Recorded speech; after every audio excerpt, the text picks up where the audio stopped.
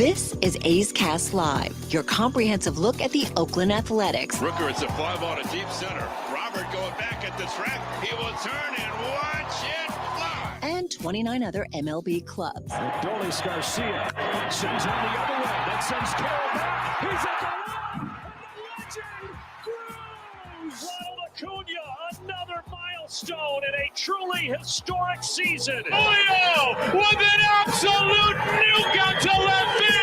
It's Glaber Day. And like a good Glaber, Torres is there. Join us as we take you inside the baseball universe. From humidors to Stuff Plus to walk-off dingers, we have you covered. Spend your afternoon with us, only on A's Cast Live. Here's Chris Townsend. Good afternoon, A's fans, and welcome to the Monday edition of A's Cast Live. And boy, do we have a jam-packed show for you before we send it down to Anaheim. And I know I mentioned this a couple times on the A's Clubhouse show, and some of our loyal listeners didn't believe me. They had to go check it. When I said, yeah, we haven't played the Angels yet this year. And it's like, what? How's that possible? Well, here we are. Today is game 81. Welcome to the halfway point. We're halfway into the 2024 season. And this is the first time the A's and the Angels will meet, and they are the last division rivals to play for the first time this season. Everybody else in their division has played. And I bet if you went around to anybody in baseball and said, you haven't played someone in your division, they'd be like, that's crazy. Well, it's crazy, and this is your first look at the Angels. But we have a jam-packed show for you. We've got the Hall of Famer, Rollie Fingers.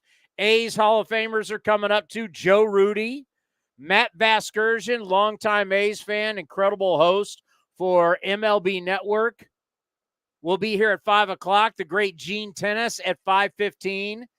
And as I just said, it's a slew of A's Hall of Famers. Steve Vucinich will be here, all to remember the 1974 team that we honored yesterday at the Coliseum. So Fingers, Rudi, Matty V, Tenace, Steve Vucinich. Wow, do we have a show for you today.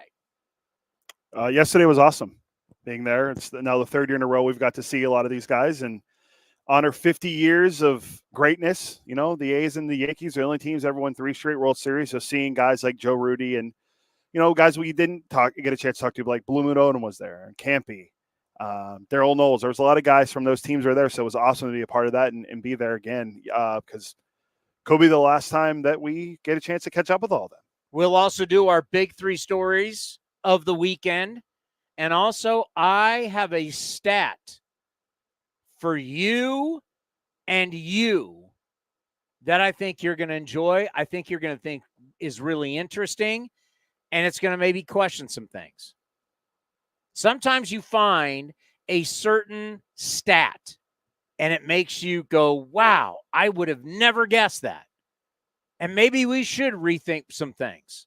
That's the kind of simple but powerful stat I have for you, and I have for you. If you're just listening on A's Cast, streaming, I'm pointing at Cody and I'm pointing at the camera because I think it's important that we bring it up to date. Remember, we're at the halfway point. Tomorrow's show will be a lot about, hey, we're halfway in. What do you see? What do we got? You're going to be shocked. You're literally going to be shocked at the amount of pitchers that have been used since we gave you the number on Friday, as we are inching close to 700 pitchers used already this season in Major League Baseball, and we're just at the halfway point. I just saw it earlier today. The Giants just DFA'd ex-Aviator Trenton Brooks, and they're bringing up another pitcher, so that's another pitcher. And they have only 2 healthy starting pitchers right now. So they're going to be using a lot of bullpen games, which means they're going to be calling up a lot of guys from AAA, which we'll have to get what Blake Snell had to say yesterday after the game. We'll have to get to that either later today or tomorrow. It's not great if you're We added the bobblehead to the set. Satchel Paige, 59 and 80 with 59 and 80 days. It's a 59 and 80 or 90. Either way, I think it was 80. 59 years and 80 days old. You know, the days really don't matter. You're 59. Yeah. But they threw out 59. I think it's 59 and 80 days that he pitched for the Kansas City Athletics. Still pretty amazing. I wanted to lead today's show, and it's also number one on my big three for the weekend. Yesterday was really special. It was special for a lot of reasons. We honored Major League Baseball greatness, which obviously matters a lot. We honored a group with their families, wives, children, grandchildren, guys that maybe didn't. I think in the baseball world, they got their due, maybe just not in the American sports world. Did they get their due? But once again, we gave them their due, and it was the last time. Because odds are we're not doing this 10 years from now. And it's the last year at the Coliseum. Their greatness was at the Coliseum. That was really, really special. And it really brought back a lot of memories. Like for me, yesterday doing A's Total Access, it was really special to play the interviews, Ray Fosse with Vida Blue. Vida Blue, who we did that special interview with. We got to see Vida Blue's last interaction with Reggie Jackson. And then Vida would pass not long after the 73 celebration. And to listen to Vida and to listen to Ray with Gene Tenace, it just made me think a lot about our friend Ray, who meant so much to all of us. You know, as guys, Ray started really mentoring me. I would say right around 2000. You know, it took time to get into Ray's world, and you had to really earn your way in. I would say it was around 11, 12 where Ray really started kind of giving me advice, talking to me every day. I've told the story that there was an article done about me, and there were some things that were really going my way, and Ray pulled me into his closet downstairs. This is when the closet was next to the weight room. He pulled me down there and made me promise him that no matter how good things are going, no matter what's going on, always remember nothing is bigger than the team. Not the players, the organization. Nothing is bigger than the franchise. You will never, no one is ever bigger than the franchise. Ever, ever, ever, ever. And made me promise him in that closet that I'll never forget it. And here we are in 2024. I've never forgotten it. And just over the years, all the times with Ray, and, you know, because people need to realize it's not like we saw Ray every day. We talked to Ray every day. I mean, Ray came up to us every single day, and we talked, and whether he came on the show or not. The relationship you end up having with Ray, as it took a while, but then all of a sudden, Ray you got to earn his respect. He's old school. You had to prove you had some talent and some worth.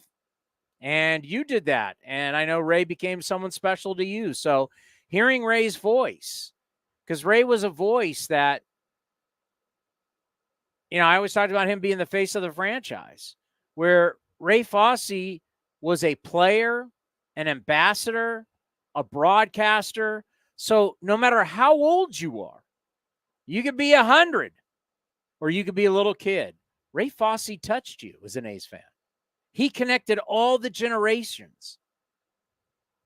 And just to think about Ray yesterday was really special. When we played those two interviews as the classic cars came out of center field and they came around the warning track as they were doing that. You know, I'm trying to kind of give you a play-by-play and set the scene, but you can only do so much. Oh, this guy's getting out of the classic car. So we played two of Ray's interviews, and it just brings back the memories. And, you know, baseball greatness, I know I've said this a lot, especially when Willie Mays passed, but baseball greatness never leaves us. It never leaves us. Today on MLB Network, they were showing greatest years of guys hitting 370 or more in a year. They going back to 1940. And the list is very small. And you look at the greats that are on there, other than George Brett and Larry Walker, they're all dead. Ted Williams, Stan Musial, Tony Gwynn. Did I take a picture of it? I think I took a picture of it. But Rod Carew's on there, right? Because he's still a friend of the program, Rod Carew. I said Rod Carew and George Brett. Yeah, so Ted Williams has passed, Tony Gwynn's passed, and Stan Musial. Larry Walker and Rod Carew. So since 1940, the only guys to hit 375 or more. 375. Batting average doesn't matter. By the way, I checked and looked. The year Tony Gwynn, obviously with the strike, he was surging. He got to 94 and was surging. People thought he had a legit chance.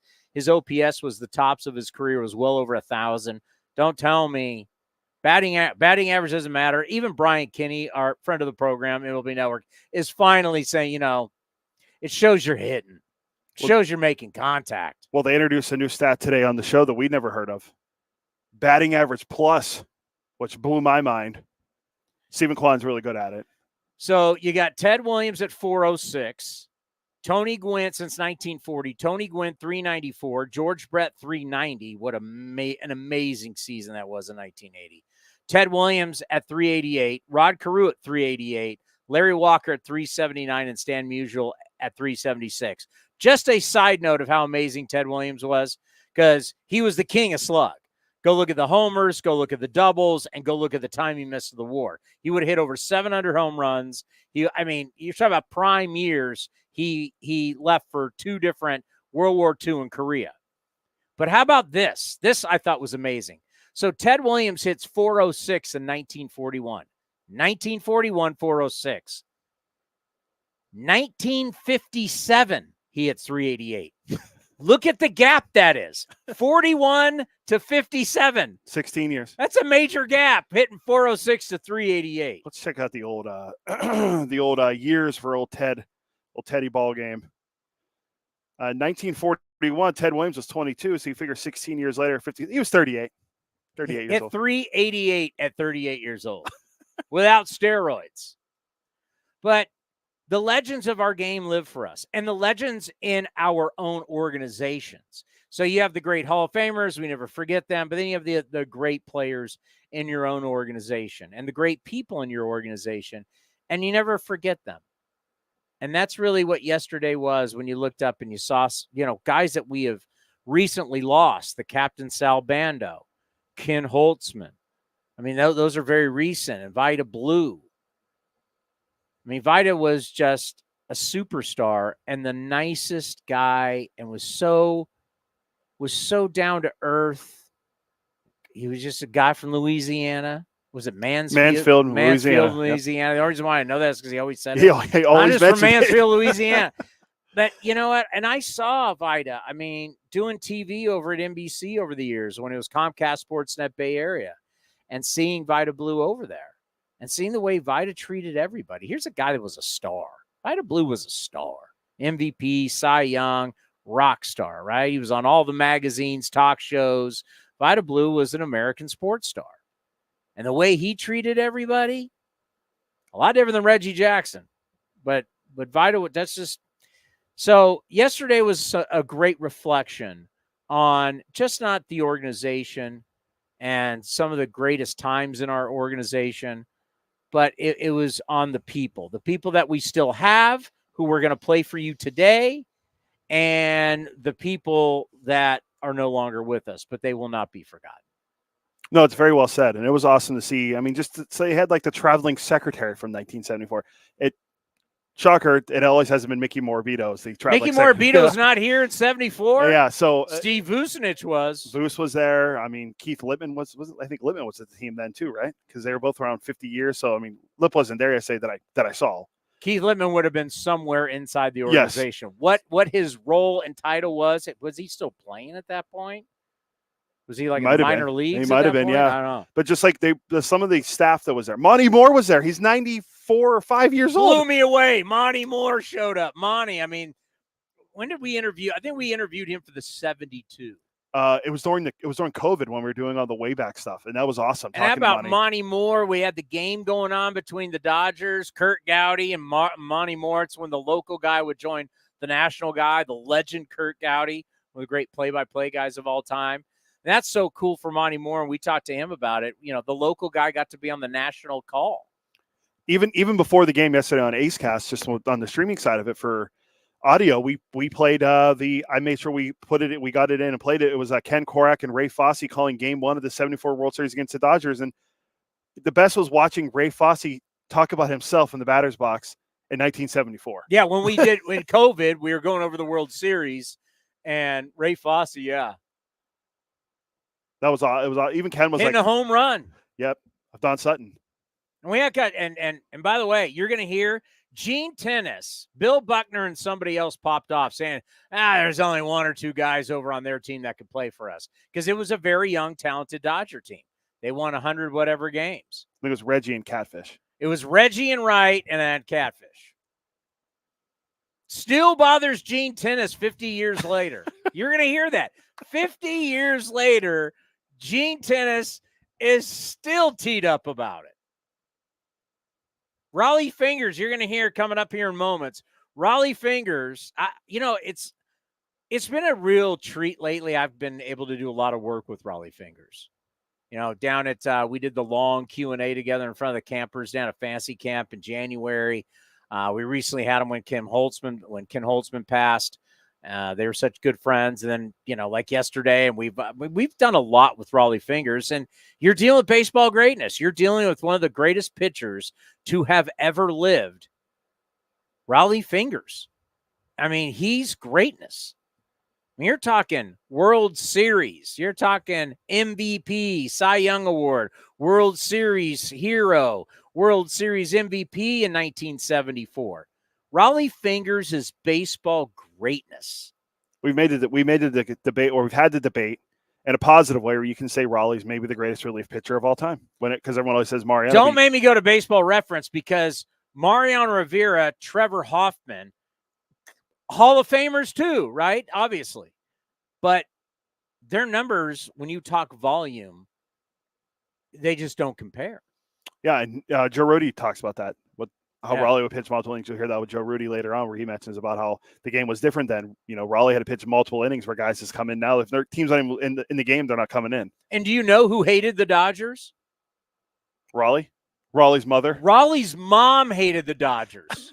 It's such a great story. We got that for you from yesterday. So just a great reflection and a great time. A little bit of sadness, because I think everybody knows this is coming to an end.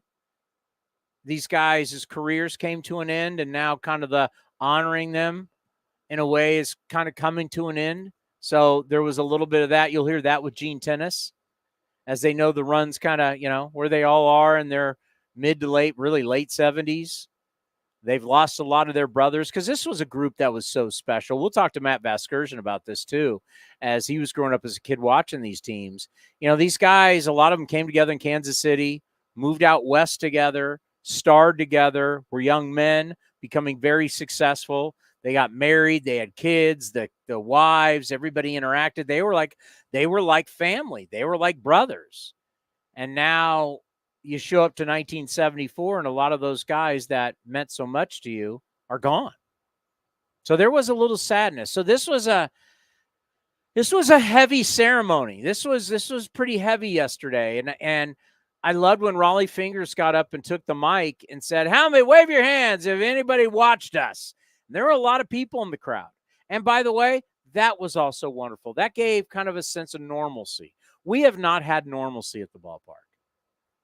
It just haven't. We've tried to act as normal as possible here on A's Cast Live, and I've tried to do it on A's Total Access and try to do it on the Clubhouse, but I'm not going to fool you. I'm not trying to fool you. I'm not a used car salesman. I mean, we know this is not normal. These are not normal times. Sometimes it's not very fun, but yesterday gave us a real sense of normalcy.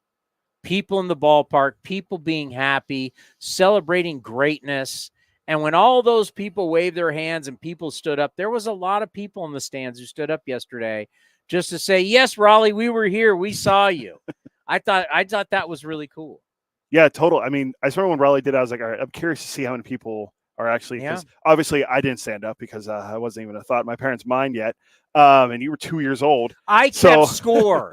I was keeping score for that World Series. I went back and listened to the game reel by reel, frame by frame, listened and watched. But yeah, it was awesome to see how many people were there, and we had a good crowd that turned out for it. So it was great for those guys. It was just awesome seeing them and seeing people. I mean, we were all there. I mean, we got there pretty early and everyone was already there. And we're like, oh, well, everyone's here early. Yeah, normally we show up at 2:00. There's nobody in the TV booth. It's locked. There's nobody in the radio booth. It's locked. We showed up yesterday. Everybody got there. Everybody was on their best behavior yesterday. Everyone had a little pep in their step. Yeah, usually we're the first ones there, right? There's no coffee. We show up like, damn, everybody's here early. That was great to see. And I always like to do this. We will do this with every player today, just to give them their due as the great players that they are. We are going to first play for you here, Rollie Fingers. Let's just give you a little idea about Rollie Fingers' career. Rollie Fingers finished with a record of 114, 118, a 2.90 ERA, 341 saves, which was the record at the time, a 3-time World Series champion, a World Series MVP, 7-time All-Star, American League Cy Young Award winner, American League MVP, 4 times Rollie's Relief Man Award, 3-time MLB saves leader. His number 34 is retired in Oakland and Milwaukee. He is on the Brewers Wall of Honor. I have no idea what that means. I wonder who else is on there. I'll look it up. Well, everybody has that, right? Like most people, like football teams have a ring of honor. Like the Cowboys got a ring of honor. The Broncos have a ring of honor. San Jose State, Bill Walsh right over here. He's on the, where Jeff Garcia, Steve DeBerg, the ring of honor for San Jose State football. Oh, there's a lot of guys on this. Have you ever heard of Dick Vermeil? There's a lot of guys on this. Super Bowl champions, huh? There's a lot of guys on this list. There's a lot. Well, you got Braves too, right? Yeah. I mean, Bob Uecker, Joe Torre, Hank Aaron, Molitor, Yount, Ogilvy. Warren Spahn. Dan Plesac. Well, Dan Plesac. Plesac was a good brewer. Carlos Gomez, Prince Fielder, Mike Fetters. Mike Fetters, the closer. Craig Counsell. Well, the fans don't like him Take anymore. him off. Take him off, you traitor. Mark Going to the big city to Chicago. You're out of here. Sal Bando's on there. Captain Sal, GM, longtime GM. All right. Also, he's an Athletics Hall of Famer and a Baseball Hall of Famer, inducted into the National Baseball Hall of Fame back in 1992. One of the greatest pitchers and the MVP of the World Series we celebrated, the 1974 most valuable player of the World Series. Here is the great Rollie Fingers. Always an honor to sit down with the Hall of Famer, the 3-time World Series champion. Cy Young, MVP, and also in 1974, the World Series MVP. How are you? Doing great. Couldn't be better. So when you think back to 1974, because you grew up watching the Dodgers. Oh, yeah. What was that like for you, the family, that you're taking on the Dodgers, the team that you grew up watching? Well, I could have signed with the Dodgers back in 1964, but my mom said no. She didn't. She wasn't a big fan of the Dodgers, so they offered me more money. They were going to offer me $20,000, and my mom said no. So I got a $13,000 bonus from Kansas City, and I signed with Kansas City in 1964. So why was your mom so anti-Dodgers? I don't know. She just didn't like the Dodgers. I don't know why. Me and my brother loved the Dodgers. My dad did, but my mom just didn't like the Dodgers. So I signed with the Dodgers. Well, whatever mom said, that was the way it was. So what was it like when you went into Dodger Stadium for the World Series? It was pretty cool. I think the first thing I did when I went into Dodger Stadium was look up where I used to sit. My dad would take us to a ball game once in a while. We'd always sit in the 4th deck, and I always sit in the first row of the 4th deck. And I see you stand on the mound and look back up to where you used to sit. It's kind of surreal. It was fun though. Yeah, that's pretty incredible. And I'm going to ask everybody this today, but at this point, you're going for history. No other franchise other than the Yankees that had ever won 3 in a row. Mm-hmm. Going into that, what was that like? It was exciting. We knew we had a pretty good team. and we knew who we were facing. You know, the Dodgers had a great team. They had a solid infield, had good pitching with Sutton and Messerschmidt, and we knew we were going to have our hands full. And but our pitching just dominated them. Catfish and Vida and Kenny Holtzman. I think we only used 5 pitchers in that whole series. So, but we outscored them, and they kind of popped off a little bit before the World Series, saying that there was only, I think, 1 or 2 guys on the A's that could play for the Dodgers. I think he said Catfish and Reggie, and everybody else was just, we were just nobody. So that kind of upset everybody. And it's crazy to think you've won 2 straight World Series. Why would you say that? They upsetted the apple cart, I'll tell you. And they got to learn a lot about you guys because you guys even had a little dust up in your own clubhouse before one of the games, right? Oh yeah, we were always arguing and yelling at each other, but you'd be fighting with a guy that afternoon and be out having dinner with him at night. That's just the way the ball club was. We had our differences, but we were a family. I mean, we all played together, coming up through the minor leagues. In the big leagues, we played 8-10 years with each other. So, you're going to have arguments, and we had some, but they were always resolved. It's kind of it's sad we don't have it in today's sports, but I mean, you guys were truly a family. The way you grew up through the minor leagues in Kansas City, all the way to Oakland, and next came wives and kids. Just talk about that whole family. Yeah, well, starting out in Modesto, I was there with Joe Rudi and Reggie Jackson, Dave Duncan. We were all in the same club. Then I went to Birmingham, Alabama in the Southern League. We kind of came up together. Joe was there, Reggie, Dave Duncan, myself. And then in 68, that's when kind of we all hit the big leagues at the same time in 68. And we just played together for a couple of years, and we knew what to expect of each other. And we had some great players. That's why we won. All the great things that have happened in your career, where does the World Series MVP, where does that rank with everything that you did in the game? It's pretty high up there. Doesn't suck when they say World Series MVP, right? No, you did something right. Yeah, when you get the last out of a World Series, I think kids dream about that, and I dreamed about it when I was a kid. What's it like to be on a World Series and be on the mound for the last out, and all of a sudden you're there, and you throw one pitch, and in 5 seconds that dream is over with. But what if 5 seconds? And then you got guys jumping all over you. So you don't mind guys jumping on you. You did something right if they're jumping all over you. We had that long conversation down at fantasy camp, and we told a lot of stories. And I recently, with Willie Mays passing, I told the story about, Willie Mays was lucky to sign the autograph for you, because if he didn't, you would have drilled him later on. Yeah, I told Willie that story. Yeah, he was the last hit he got in the major leagues was off me right here in the. I think it was game 2, and I was the last guy to strike him out, and his last RBI was off me because when he got the base hit, he knocked in a run. Wow! So all 3 of those in the same series. But I grew up idolizing Willie when I was a kid. I wanted to Dodge. We'd see Dodger Giant games on TV. Those were the only TV games we saw. So I started watching Willie Mays. He was a great ball player, and I loved. My dad took me to a game, and. The Giants were playing, and he said, "Hey, where do you want to sit?" I want to sit in the center field bleachers. Willie's right there. Yeah. So that's where I sat in the center field bleachers, watch Willie.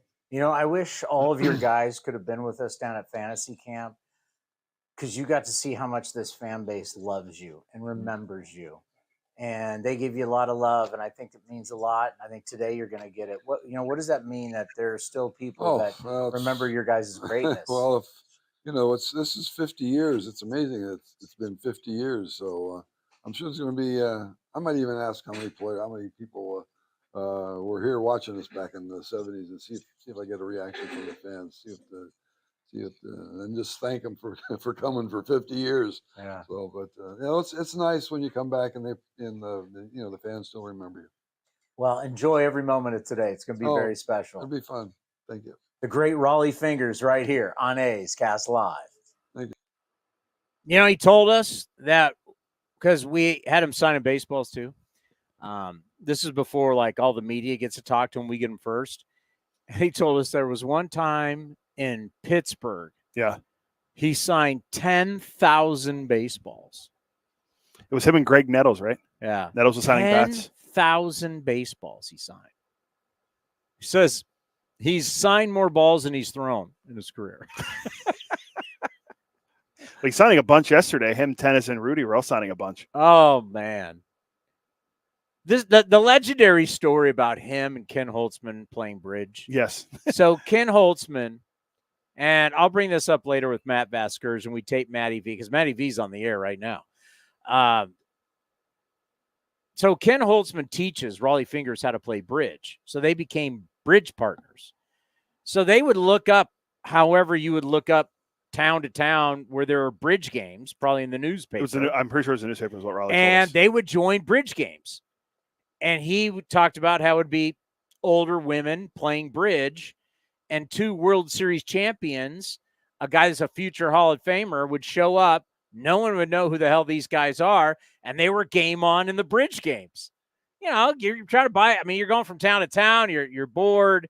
You got a lot. You know, what are you doing during the day? They didn't get to the ballpark at noon. Ray Fosse taught us that, right? Ray Fosse taught us that. Man, they showed up 4 o'clock, 5 o'clock for a 7 o'clock game. You came in, you got your stuff on, you went, stretched, hit, let's go. Take some infield. Guys show up now at noon because they want lunch. They say it's treatment, but even the great Steve Vucinich will tell us a lot of guys are cheap. Even though they're making a ton of money, they don't want to pay for anything. They show up, they want to have lunch, so they got to have a spread. If you would have showed up back in these guys' era at noon, nobody would have been there. Now they say, yeah, I'm going to get treatment. I'm going to get it. They show up. They want lunch. They got nothing to do. So they go to the ballpark and they sit there all day long and do whatever they do because you can't work out. The game's not till now. It's not till 6:40. So you get there at noon. What are you doing the whole time? Now they're bored. They got nothing to do. They want to go there. They want to eat and they want to hang out. And they graze and they eat and then they eat before batting practice. It's amazing. Some guys, yeah, got to get treatment, but you're not getting treatment at noon. But these guys are showing up early. Well, these guys didn't. So during the day or on a day off in a new city, Holtzman and Fingers are coming to take these ladies' money playing in bridge games. It's a great story. Absolute great story. See if I remember putting it out on X once, whenever, yeah. How long? Let me see how long it is. Here, I'll play it for you. 35 seconds. This was Rollie in April.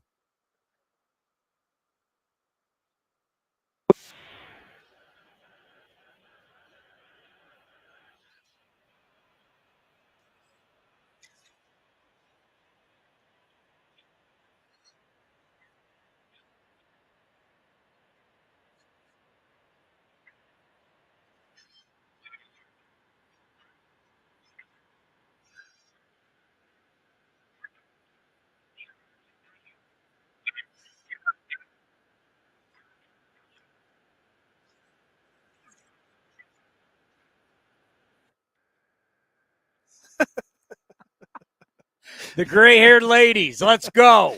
I mean, can you imagine you're rolling into, I don't know, pick a city, Cleveland, Detroit, New York, Boston, and you're looking for a bridge tourney, and all of a sudden these guys show up, and you're like, who the hell are these young guys? And they're coming to play for blood. They're in. Such a good story. Oh, it's so good. I just wish, can you imagine we have video of that? I'm going to retweet that so everyone can hear it for us. It's retweeted on the Athletics Cast 24 X account, formerly known as Twitter. If you had video of these 2 guys, World Series champions, right? Guy's going to go into the Baseball Hall of Fame, and you'd see him playing against a bunch of old people playing bridge in a city. Can you imagine MLB Network, what that would be like, MLB Network? They'd have a field day with that. ESPN Sports Center would have a field day with that. That'd be a great This Is Sports Center commercial. Just Rollie and Ken Holtzman playing bridge. Yeah, give me your $3. I mean, what are they playing for? Didn't matter. They were playing to win. And that's and you know, one thing that you're going to hear with Rudi and Gene Tenace coming up here, you forget these guys all live together, right? These guys live together in Kansas City, then they live together in Oakland. Obviously, Holtzman came over in the trade. But when we talk about these guys were so close knit and they were like a family. They grew up together. Young guys. And that's why part of yesterday was a little somber in some ways, where it's, we won these World Series and all the guys we won the World Series with are no longer with us. It struck me when I looked out, you saw all the families behind home plate and the white chairs. Then you looked out and you saw how few little chairs were out. Usually we have a bunch of chairs. How few chairs were out there. I thought Rollie did a great job taking the mic, talking to the fans. I thought he did a fantastic job. Yeah, same. And we talked about if you're joining us late on AceCast or on YouTube, Rollie asked how many people were there that have watched them play back in the early 1970s, and it was a lot of people in the crowd that were there that watched the team play. So that was really cool to see.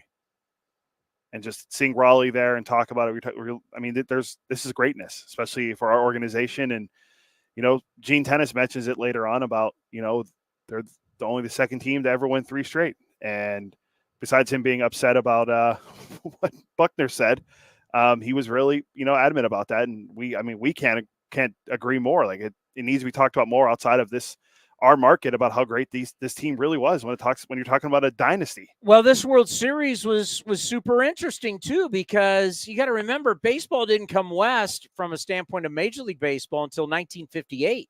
Dodgers and Giants come west. This is just 1974. We now in our world, just our entire lives, all these teams have been here.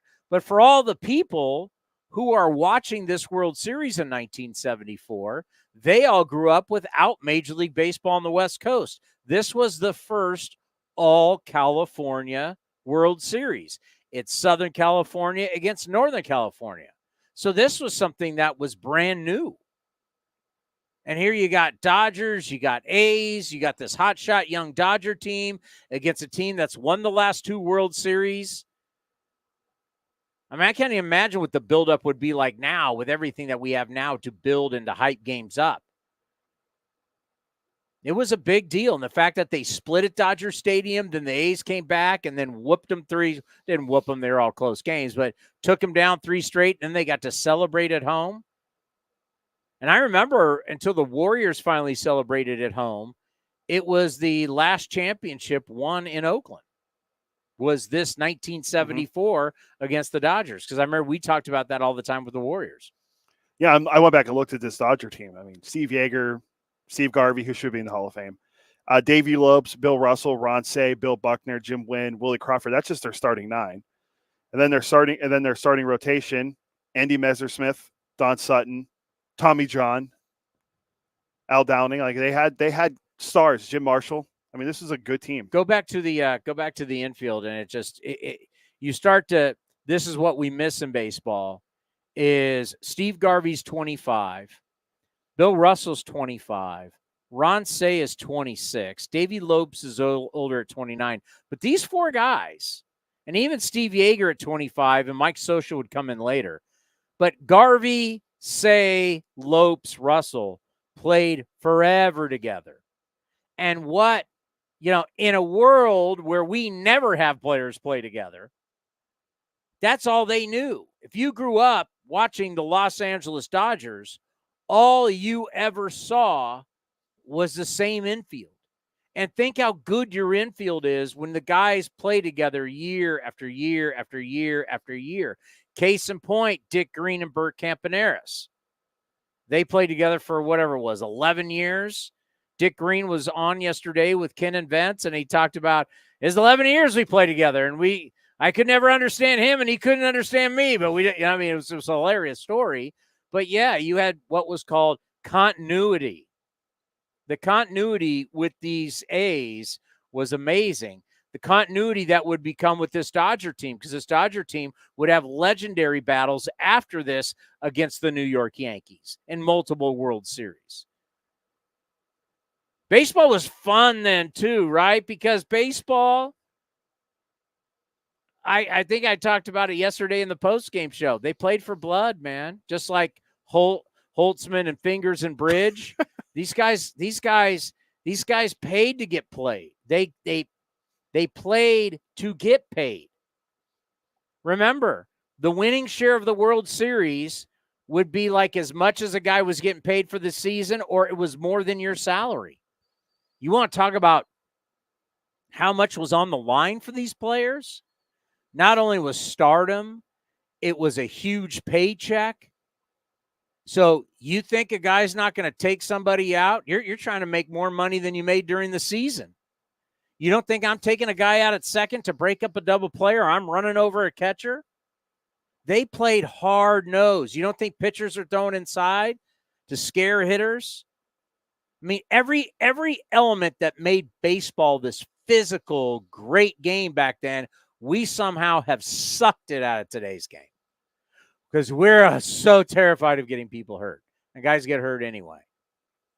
You can't take guys out at second base. You can't run over the catcher. Hitters are so sensitive. You can't throw inside anymore. It's a completely different game, and it's what's missing in our game because we know sports fans like the physical contact. They like playing for blood. That's why we like the NFL. That's why UFC has gotten to be so popular. They like the physicality. We like that in our sports. We like seeing our athletes go all out, play all out.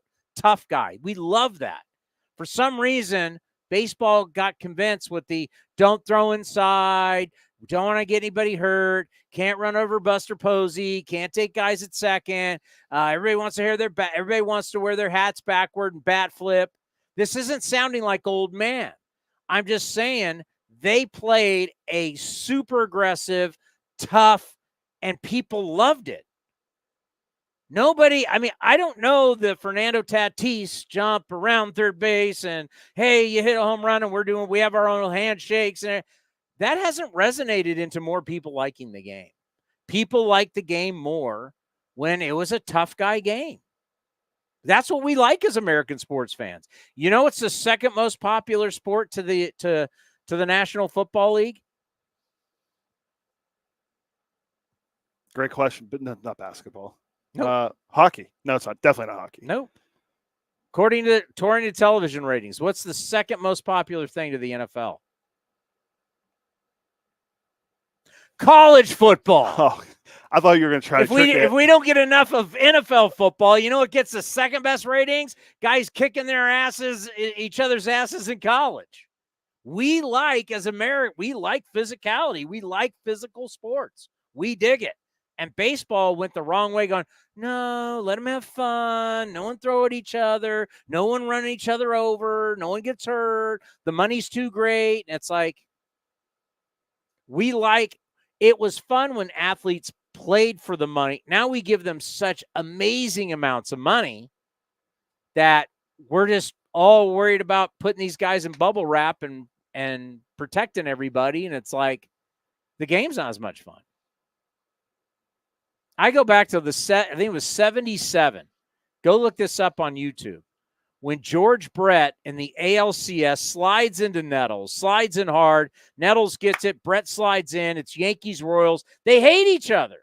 Big market, small market, they hate. The Royals and the Yankees battled for years, right? Talk about a small market battling the big market. They hated each other. Brett slides in hard, and Nettles kind of kicks him. Brett comes up and throws a right hand and doesn't really connect all that great, but he throws a bunch.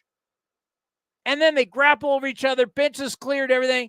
You would think, what do we do in today's game? You're out, you're suspended, you're fined. You know what they did? Dusted off, got everybody off of each other, and said, play ball.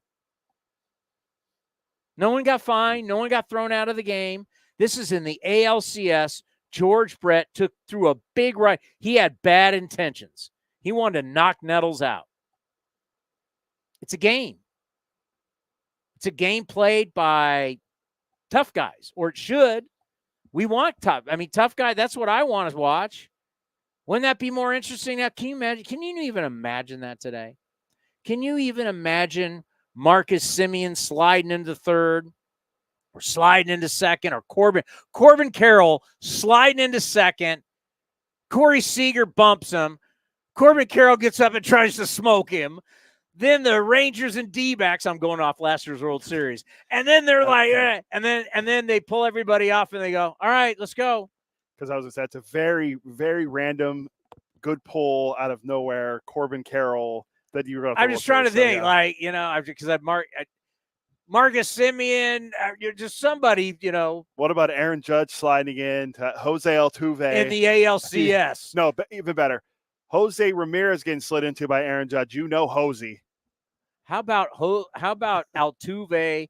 Judge taking out Altuve and Altuve just kicking him right in the groin. There you go. And then where it's on. But then we separate everybody.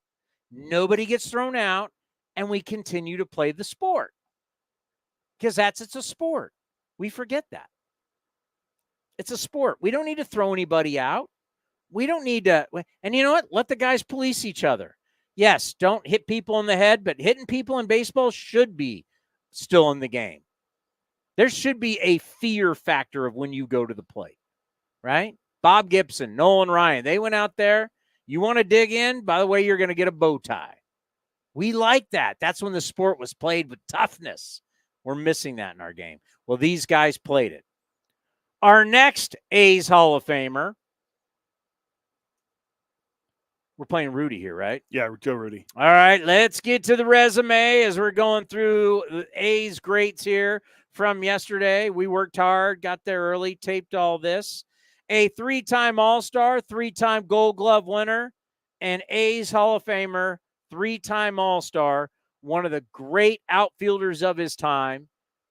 And we've had him on before. It's not in here because we're just talking about the World Series. But, I mean, Joe DiMaggio was his coach teaching him outfield. Yeah. Can you imagine that? Joe D., who was an American sports star, is your coach. It's pretty incredible. I mean, when you think about it.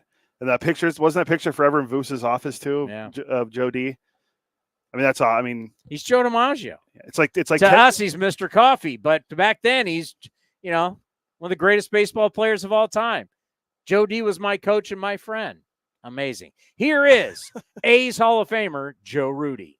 Now here with Oakland A's Hall of Famer, Joe Rudi. And, of course, we're celebrating the 1974 World Series team. 3 straight World Series. Take us back, taking on the Dodgers. You'd already won 2. You're going for a 3rd. What was that moment? What was that time like? It was different. It really was, a lot of people remember Bill Butner coming on the paper. Actually, the manager probably cut it out, put it on our wall board. He said there was only a couple guys on the whole team that could make their roster. Yeah, so ridiculous. And so this sort of got people's interest. We're coming off of 3 or 4 straight divisions and 2 straight World Series championships, defending champions. And we went into that as an underdog. And I think that was I think 74 was our strongest team. I think everybody had matured a lot. Catfish had the great year. A lot of people forget about Holtzman. He won 60 games for us in those 3 years.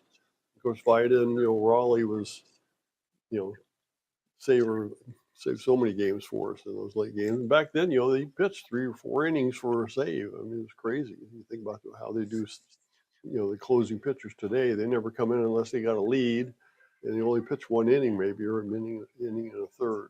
But game was quite a bit different back in those days. Well, also what I like about back then too is when you think about there was no interleague play. So yes, you could have a team in the National League that has a really good year. Next, they're the favorites, but you're like, what do you mean? We've won 2 straight World Series, but you didn't know back then because you hadn't played each other. No, it was totally different because we had by then moved out to Arizona, and they were still in Florida, and so we never saw them at all. We played the Giants quite a few times in spring training, and San Diego and those teams that were out in the Phoenix area for spring training. But a lot of those teams, other than watching them on TV or something, you really had no idea what they were.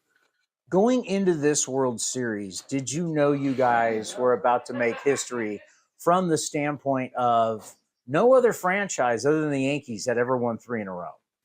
Now, we knew that going in there. And, again, you never know until you get into the series and start playing them. And, they had a good ball club. And, you got to give them credit for that. It was just we got hot at the right time and, beat them 4 out of 5. That was very sweet. And so No, I was just you going into those games, you never know for sure what you're going to deal with because it really gets down to those playoffs and World Series. It's all about pitching. It really is all about pitching, and we had great pitching. That was the biggie. So you split at Dodger Stadium in front of the largest crowds ever at Dodger Stadium. Yeah. Then you come back and you win them all here. What did it mean to clinch at home?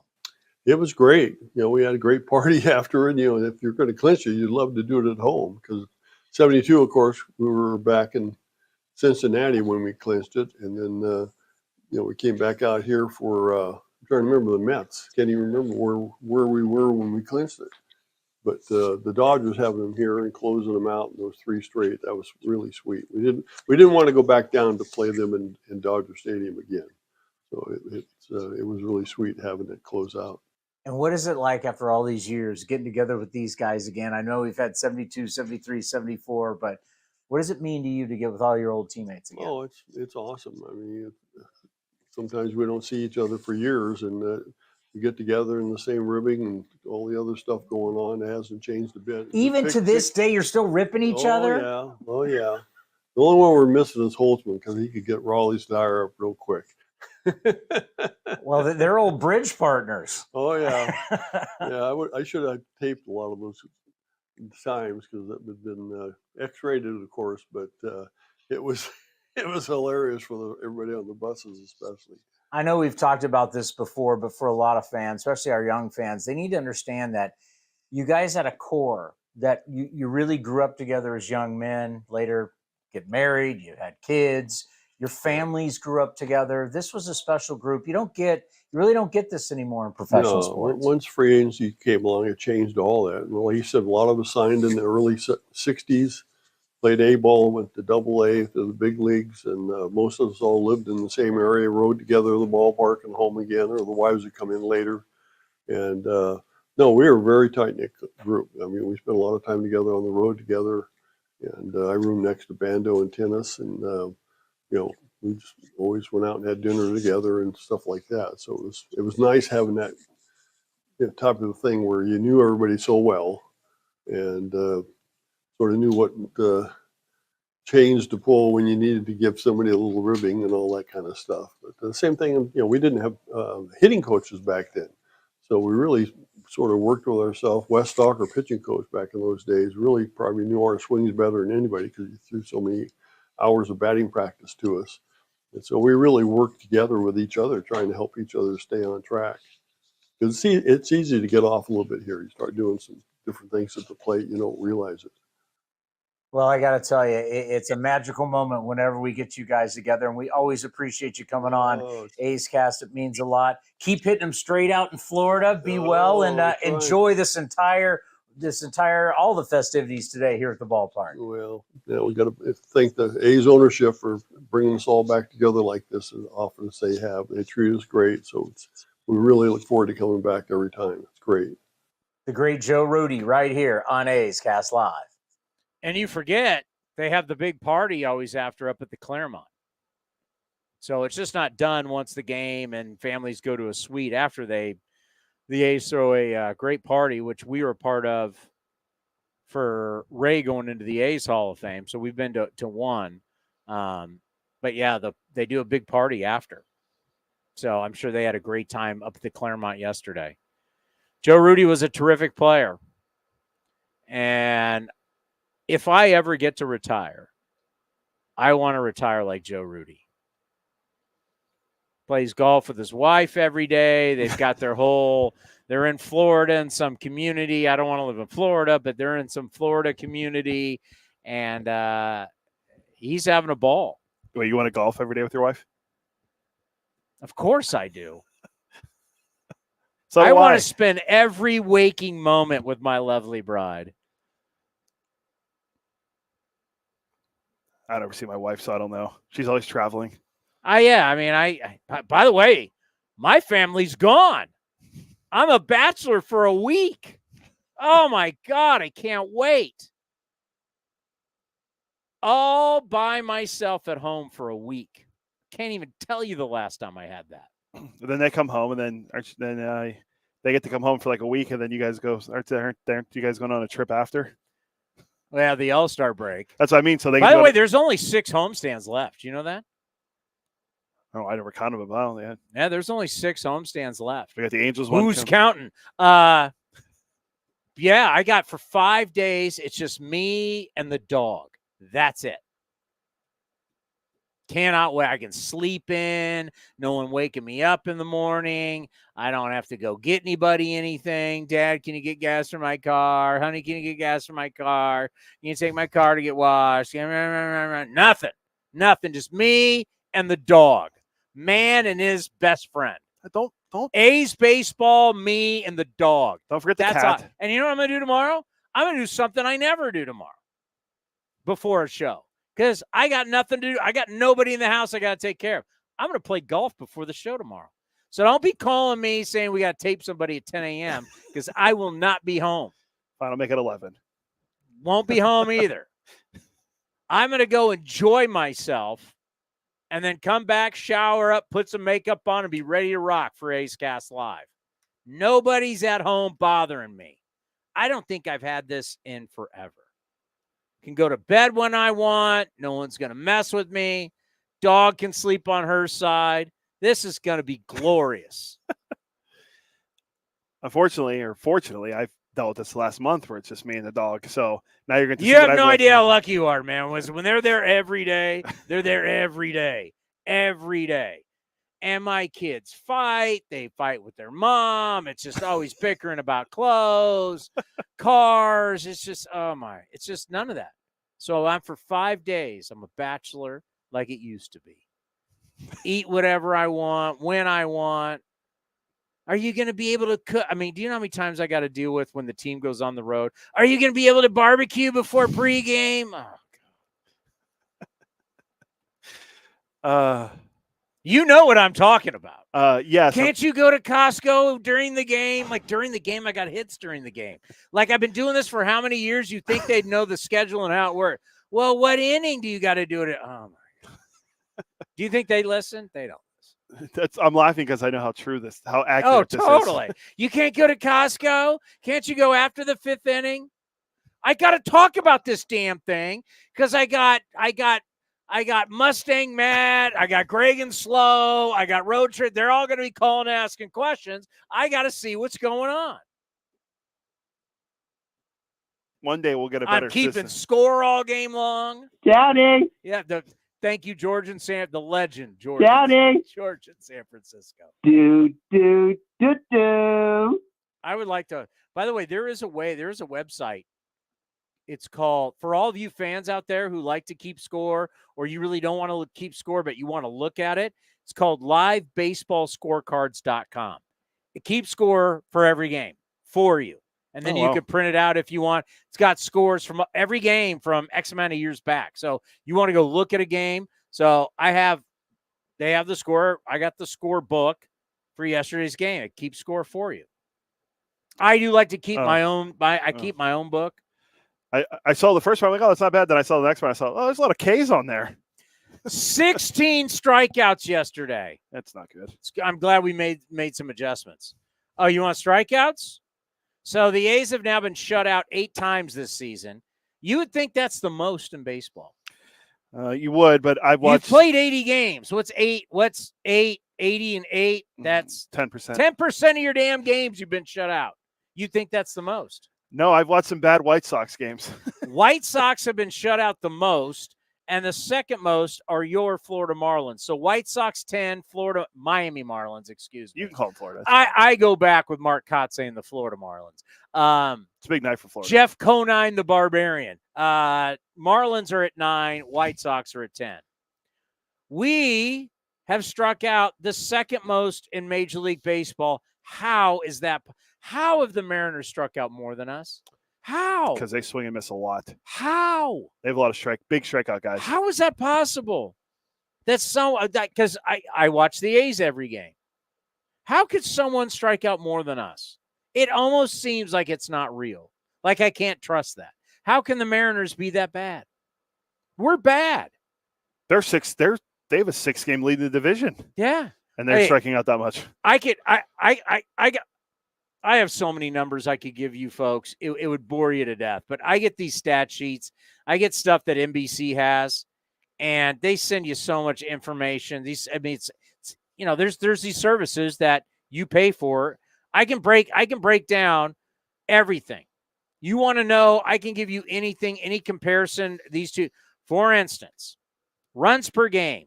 The A's are 3.60. The Angels are 4.04. The A's are hitting 221. The Angels are hitting 235. I can give you any stat. We've hit 90 home runs. They've hit 82. I can give you any stat. I can give you splits. I don't even know how we put together a lineup against left-handed pitchers and not laugh while we're doing it. Nobody hits lefties other than Andujar. There's not – you got 13 position players. You got Andujar and then 12 other guys that can't hit lefties. So this whole, there's a lefty on the mound, got to put our all right-handed lineup in there. Why? None of them can hit. I got this. You want the splits? I can tell you. I think there's 2 lefties in lineup today, though. No, we have a righty on the mound, though. Oh, because I was thinking of Sandoval, who's having Tommy John. Yeah, Patrick Sandoval is having Tommy John. Jesus Luzardo's out. Jesus Luzardo just got put on the 60-day IL with lower lumbar, whatever, lower back. It's not good. Yeah, he was supposed to be one of the biggest pitchers traded at the deadline. Don't think that's happening. Well, a lot of people thought Sandoval would get traded at the deadline. Crochet going tonight is your number one target at this point. Jim Bowden had an article out. He talked about yesterday on the front office, and he talked about how he's doing a trade for every team in the NL that's in the wild card race. And he linked a team we're playing on Friday, the Arizona Diamondbacks, as a team that should go and get Paul Blackburn. Blackburn's hurt currently. Yeah, what? So I don't know why that would happen. We're in game 81, and we haven't seen Blackburn, Stripling, or Wood. And the last time we talked to Kotze, it was off air. So it was just, you get true honesty. Like the closest guy to come back that we got coming, the closest pitcher that we got coming back, kind of off the record, is Muller. Yeah. And then probably after that, the next closest guy is Ruiz because he's hitting off a tee. He's got the wrist issue. Like Blackburn, Stripling, and Wood. Who knows? We're game 81. That's why I'm going to ask Matt. We're going to talk 1974 with Matt Vasgersian, and he sat there and watched everything yesterday from MLB Network, and then he honored them on the show last night. Quick pitch. But I also got to ask him because he's around the Angels. Like, I got all these notes. I got so many notes. It's a joke. I got pamphlets. I got stuff of more number. You know what's sad? Trout nowhere to be found. And kind of like last year, right? Nowhere to be found. I think it came out the other day that his progression was going slower than he expected on the knee too. So we have no idea when we'll see him. So there you go. Like anybody who's hurt right now and they haven't been around for a while. By the way, it's a halfway point. You know, it's early. How about the it's early crowd? You still gonna say it's early at the halfway point? We're at the halfway point. And once again, there's 6 more homestands left at the Coliseum, and that's it. This thing's going by faster than you think. All right, coming up next, he's a TV star, the great Matt Vasgersian, MLB Network, Super A's fan, will join us next right here on A's Cast Live. Where does one community end and the next begin? Across the railroad tracks? On the other side of the river? Is it between the east side and the west side? At Comerica Bank, we believe it's all one community, and we're all part of it. That's why Comerica has invested over $20 million for affordable housing, financial education, and workforce development in lower-income communities. Because when we raise expectations for everyone, we all rise. Member FDIC, Equal Opportunity Lender. Whether it's a midweek trip to the ballpark that gets you game or a weekend of baseball for the family, grab your tickets for an A's game this season. Secure your seats today for all the biggest matchups, fireworks, drone shows, giveaways, and more. Don't miss out on all the things happening this season. Throws and Seth. It's a drive into center. It's deep, and Straw is back at the track. He will turn and watch it fly. So grab yours now at athletics.com/tickets. That's athletics.com/tickets. Hi, fans. This season, Kingsford Capital Management is the official hedge fund sponsor of the Oakland A's. At Kingsford, down to business is their way of seeing the world. Investing has its pitfalls, treacherous chasms of half-truth and despair. Kingsford's mission is to create opportunity through application of proven innovation and entrepreneurial focus with trust, tenacity, loyalty, and growth, establishing a strong reputation as a proven intended and validated bedrock of American finance. Kingsford Capital, down to business. August 5th is International Trading Card Day, and Topps would like to celebrate with you. Visit your participating local hobby shop to receive a pack of cards, plus receive a special card if you purchase $10 or more of Topps products while supplies last. You can also celebrate International Trading Card Day with Topps on August 5th at the Oakland Coliseum and receive an exclusive A's card pack. Follow @Topps on social media and visit Topps.com for more information. Hey, Oakland A's fans, step up to the plate with Xfinity Internet. Get the fastest speeds and low-lag streaming for an incredible viewing experience that knocks it out of the park. And you'll have a consistent connection with reduced buffering and freezing, so you can stay in all the action inning after inning. When it's game time, make sure to catch it all with internet that's powerful and reliable. Stream sports from the best seat in the house with Xfinity, because it's only live once. Actual speeds vary and not guaranteed. Many factors affect speed. For factors affecting speed, visit Xfinity.com/network management. This is the place where you can dance like nobody's watching, win like nobody's business, and get away like you mean it. So what are you waiting for?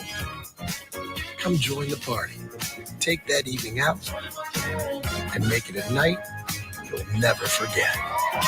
This kind of action can't be beat.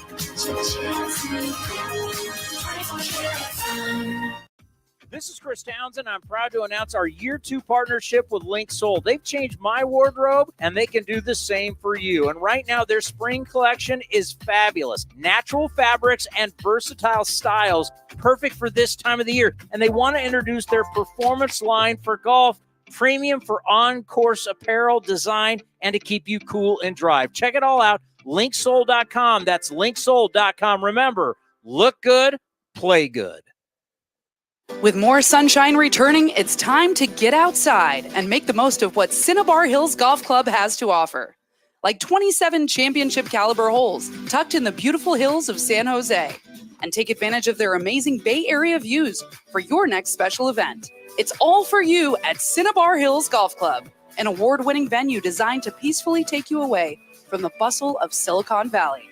Go to cinnabarhills.com. That's cinnabarhills.com. Being a Chevron car these days has been quite the adventure. Miami to Seattle, ocean to ocean. I've stopped at so many states and collected so many bumper stickers. Sometimes I feel like a moving passport book. It's just so great what I can do with Chevron with Techron, because it gives me unbeatable mileage and keeps my engine clean. Plus, there are so many Chevrons along the way. Now the only thing I'm worried about is where to go next and where to put all my new bumper stickers. Chevron with Techron, fueled by possibility. If you're looking for a new mattress, Nest Bedding has you covered. Sleep on the same mattress Hall of Famer Ricky Henderson sleeps on. Nest Bedding is the #1 brand of online mattresses and the Bay Area's favorite mattress store. Take home the Easy Breather pillow. The New York Times calls it their #1 pick. You can navigate their easy-to-use website, nestbedding.com. That's nestbedding.com. Green and Gold fans, use the coupon code Oakland and you get 10% off your entire order. Nest Bedding, love where you sleep. If you're looking for a great place to eat and watch games, go see our friends at the Chicken Pie Shop of Walnut Creek. The Chicken Pie Shop is one of the hottest restaurants in Walnut Creek. You're not going to find a better menu, and come try their world-famous chicken pie that has been served in Southern California for 86 years. Spacious indoor and outdoor dining, perfect for your next private party or corporate event. Don't forget free parking. For more information, go to chickenpieshopwc.com. That's chickenpieshopwc.com.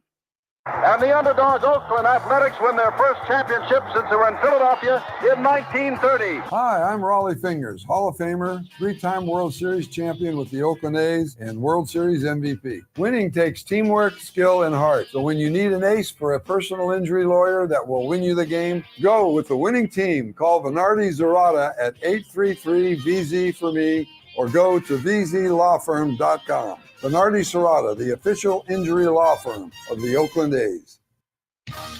Like sports, business is about winning. Championship decisions are business decisions based on what it takes to help your company win. And that's why there's UBO Business Services, specializing in helping you win every day by streamlining workflows, managing documents, and providing the best-in-class office technology. Make your championship decision with UBO Business Services. Visit them at ubeo.com. That's ubeo.com. Streaming from the studio, A's Cast Live continues with Chris Townsend. Obviously, it was a very historic day yesterday at the Coliseum as we honored the 1974 World Championship team. We're still doing it. As I got all my swinging A's gear on today, and I can tell everybody after the festivities and I got home, I made sure I turned on MLB Network, and I wondered, will the network be taking care of us today? And then I saw our guy, Matt Vasgersian, Matty V with Jake Peavy. You did those guys right yesterday. It was a great tribute to one of the great eras, one of the great teams, and you took care of those guys on MLB Network last night.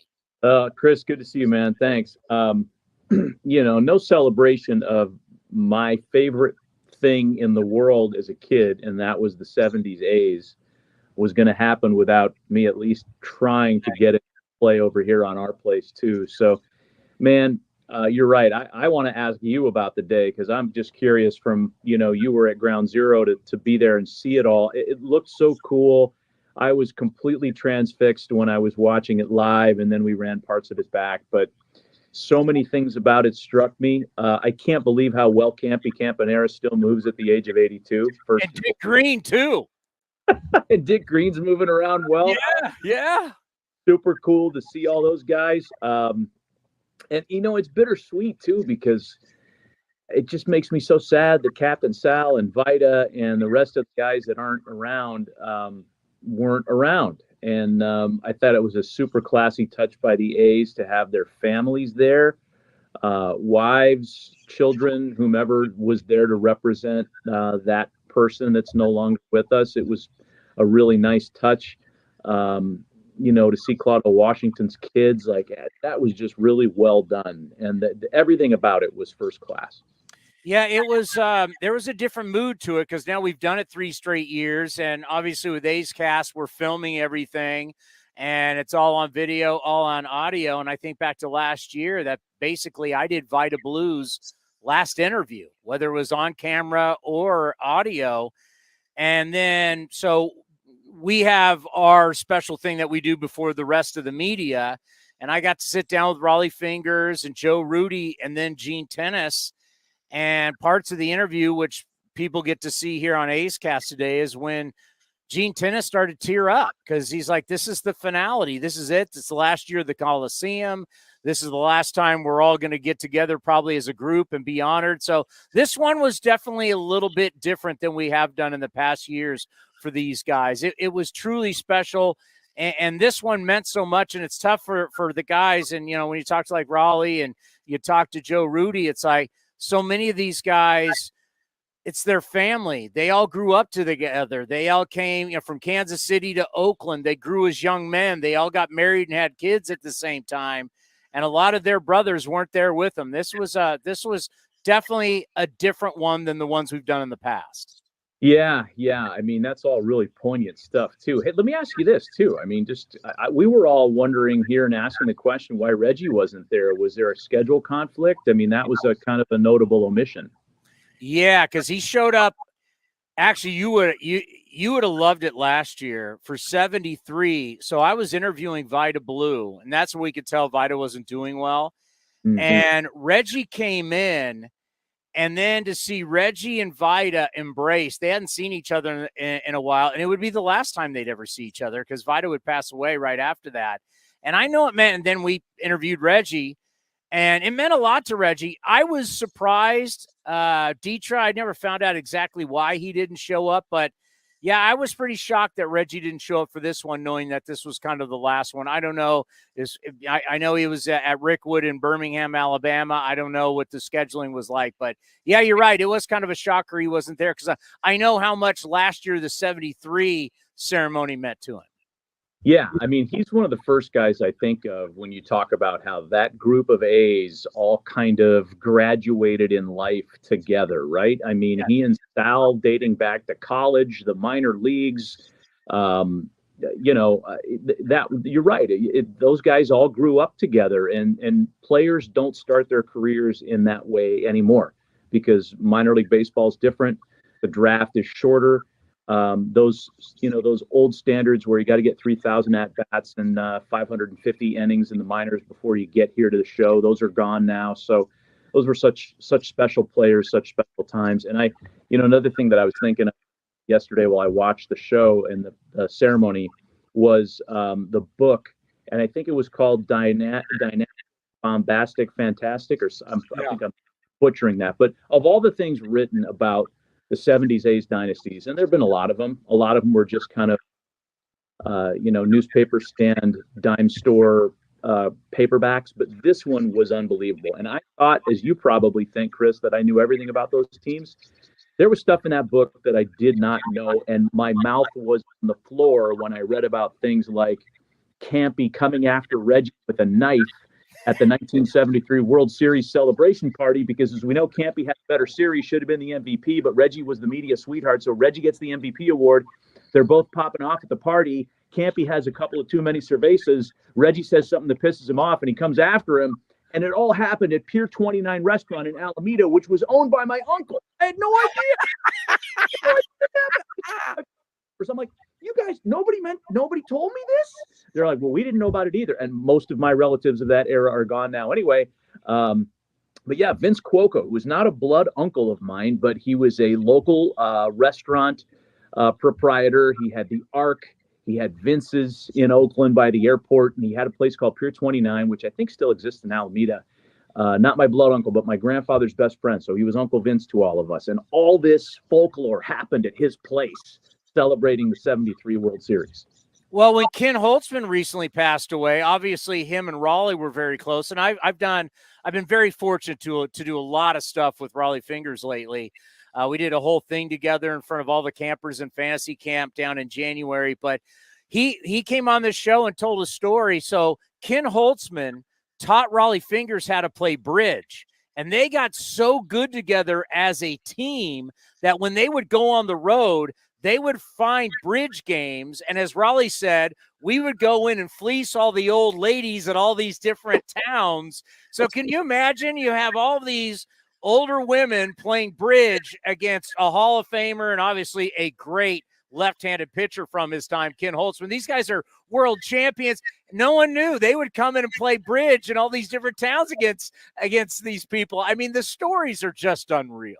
That's so good. That sounds like a buddy film waiting to happen. Like somebody called, Ben Affleck and Matt Damon. Will Ferrell. Where's Will Ferrell when you need him? I think one of the coolest things, I used to work in San Diego and Milwaukee as play-by-play guy, and I talked to a lot of older players from those teams that played with Rollie, where he was a star after he left Oakland in both of those uniforms. And apparently he was like the world's biggest ball breaker. Like he was the guy that got after the rookies. He was the guy that got after the traveling secretary when the bus was late. Like he was that guy. So in that clubhouse filled with personalities, you could just see it all come together back then. Yeah, one of the greatest teams. I mean, I say it all the time. You can't tell the history of baseball without talking about the 70s A's and the teams that they went through, the Big Red Machine, the Dodger team. The Mets had the great pitching. So we always have to bring them up, and that's why we thought about you. Just two baseball questions for you, and you think about MLB Network first. Growing concerns about the lack of offense, and offense is really struggling.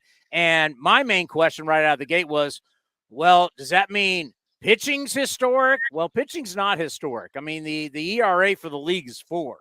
So we're not seeing like 1968 pitching numbers, but the offensive numbers continue to go down. Is there growing concern there, MLB Network, from the analysts, former players, about what's going on with baseball right now? It's funny you bring that up because we tackled that in our production for MLB Tonight on this very afternoon, about an hour ago. My contention is that it's all going to normalize by the end of the season. And I hate to play, weatherman here, but I think the cold weather months are part of the culprit. Another part of the answer that run prevention technology, run prevention philosophy better than it's ever been. Even without the shift, as exaggerated as it was for those years, there's still really good defensive schematic shading that goes on. And even with both infielders being on the opposite second base bag, so many times you see a well-hit ball and the shortstop's in exactly the right spot, or the third baseman is pulled off the line in exactly the right spot. That's part of it too. Not to mention, the new pitching philosophy, give us as much as you can until you can't go anymore. Guys are blowing it out, literally, because their arms are falling off. They're blowing it out for 3 1/3, 4 innings at a time. And then you've got to face another guy that's coming in pitching with 96 miles an hour and movement. It's harder. So, but I do think this, and if you look at the league OPS numbers by week or by month, maybe, June is rising a little bit. And I think when we get through July and August, it might not be as robust as it's been in years past, but I don't think we'll be lamenting the lack of offense the way we are now. Well, obviously, we all have endless numbers. I got so many numbers going into this series. It's gross. I can tell you everything. What a guy hits against 4-seamers, 2-seamers, splitters, cutters, spin rates. I can tell you what coffee he orders at Starbucks, what his dog's name is. We got more information on these guys. Sad thing is, this is the last couple of years, there's nothing about Trout in here anymore. And I know you're around the Angels a little bit. As much as Trout has terrorized us, I love baseball. I loved watching him play. He's one of the greatest players that I've ever seen play. But we're now a couple of years in, and A's are taking on the Angels, and he's nowhere to be found. This is getting sad because he was on pace to get that over 100 WAR to join the Willie Mazes and Bonds and Ruth and the greats of the greats, and he's MIA. Well, look, north of 30, when injuries happen, whether it's a calf or an oblique or a knee or, whatever ails you, I think I'll certainly give Mike all the grace he wants, because I think they take those things more seriously now than they did when they were 24, when they said, oh, screw it, put some tape on there, I'm going out there, right? So there's that. There's also Mike's an older leader player, and I don't know that he loves to be seen less than 100%, right? There's a lot of pride of ownership there. So it probably sounds like I'm making excuses for a guy that I like a lot, and that is true. I do like Mike a lot. But I hope what you're saying can still be true. I hope he can still, finish his contract with the Angels, play in more games than he misses from that point forward, when he gets back off the IL, hopefully at some point, after the All-Star break is what it looks like now, although nobody said that officially, because he is one of the all-time greats, man. He's one of the all-time greats, and he's a great dude, and I'm with you. I miss seeing him on the field. Yeah, it terrorized us, but, man, it's greatness. He's truly, when I think about the best players I've ever seen, when I think about Bonds and I think about Ricky, and, he's up there with one of the greatest players that I've ever seen. You're very humble about this, but I speak for all the A's fans, as I do a lot. Thank you. Because if it wasn't for you, we wouldn't have had that coverage last night on MLB Network. And you make sure that we still – and with A's, there's times where things are going great, and then there's times where it kind of falls off the cliff. But you're always there for this fan base. So I just want to say thank you. We all truly appreciate it. Oh, thanks, Chris. That's, look, when it's in you, when you grew up with it, I see you're set there, your bobbleheads. I could spin the camera around, but it'd be a terrible shot. I'm looking at my Dick Williams, Roy Hill, my Carney Lansford, my Campy. What else do I got over there? I got a Scott Hatteberg hiding, a Rollie, and a Reggie. It's in you. It's when you grow up with that team. And I think that's why it's so important that, fans stay proud about the Oakland A's. I'm not sure what's going to happen down the road. We're all hoping that they don't end up anywhere, but let's not forget how great this franchise was for a long time in Oakland. Great stuff. Hey, next time we got to talk about you being a childhood actor, Streets of San Francisco. You were on some big shows back in the day. That'll be a short conversation.